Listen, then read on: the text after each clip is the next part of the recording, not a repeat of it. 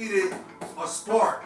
The defense didn't give it to them. And in particular, late in the fourth quarter, where it seemed like the Browns were destined to lose the game because the Colts did have the ball.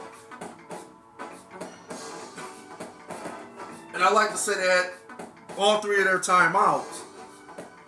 And I like to think they could have got any type of a first down, or one first down, maybe two. They could have ran the clock out. I think the Browns had like two timeouts, but okay, still. The object is to stop them, from getting a first down period, which that's what the Browns did. They got them to get a quick 3 and out, and the Colts had to punt the ball away.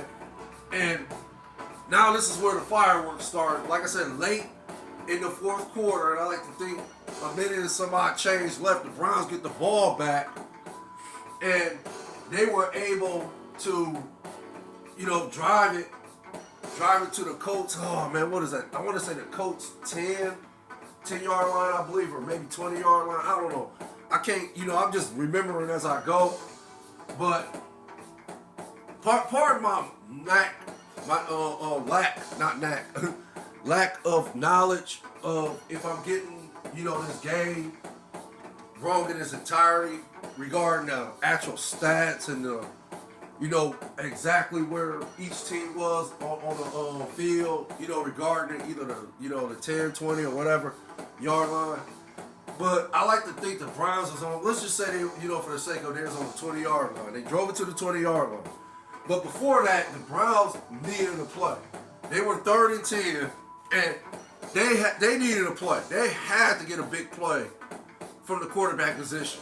And exactly that's what they ended up doing.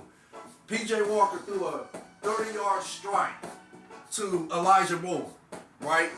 And yeah, they gained 30 yards off the pass, or off the connection between P.J. Walker and Elijah Moore. They gained 30 yards out of that, and then that's what put them in position to get the go-ahead touchdown score by Kareem Hunt, which again, for me, that was a good call too.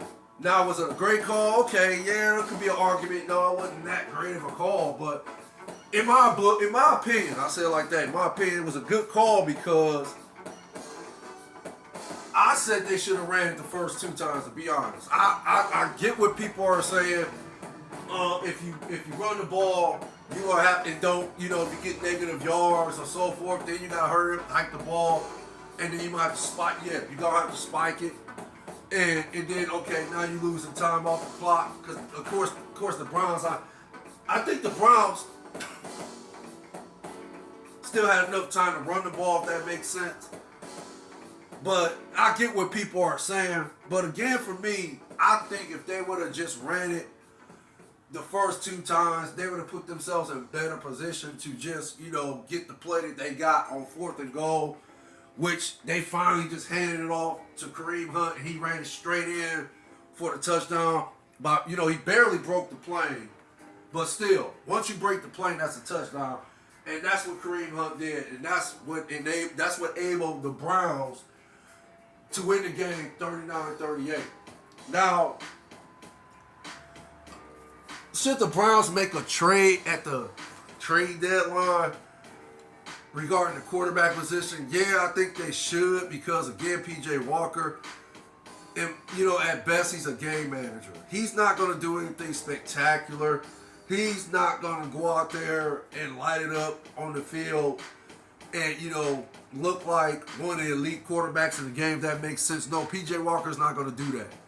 P.J. Walker, again, is at best an average game manager, if that makes sense. Yeah, he going to win you a few games here and there, or, but okay, let's say it like this, but if your starting franchise quarterback is going to be out for a length of time, and potentially this is what they're saying about Deshaun Watson. Not saying this report is true, but this is what I've been hearing, that potentially Deshaun Watson might miss some games, if that makes sense.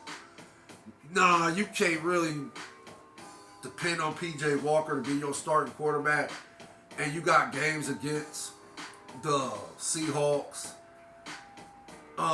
The Cardinals, even though they should beat the Cardinals, I think they can beat the Cardinals with P.J. Walker. Heck, I think they could beat them with the Seahawks. I think if P.J. Walker will start this Sunday against the Seahawks, they can beat them. He can beat the Browns can win that game, and then they can win against the Cardinals with P.J. Walker starting at quarterback. But against the Ravens and the Steelers, you need somebody that's gonna be better than average. And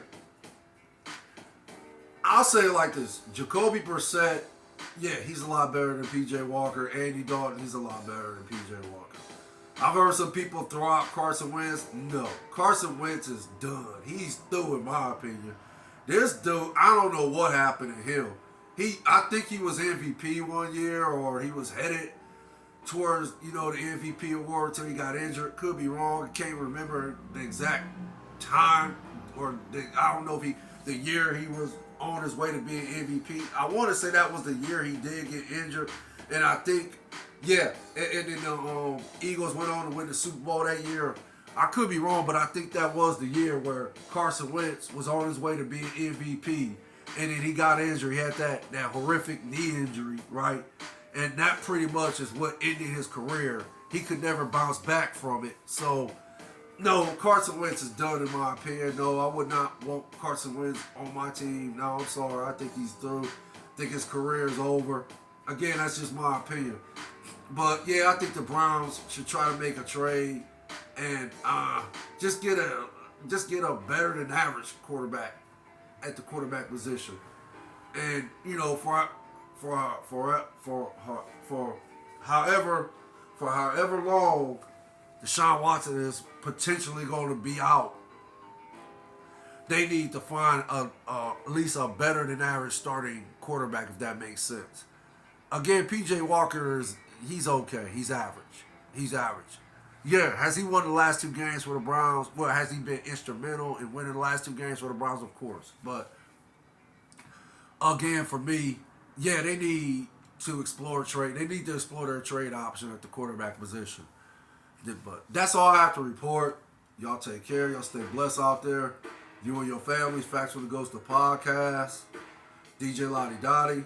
The likes I appreciate. The views I appreciate more. One love. Later.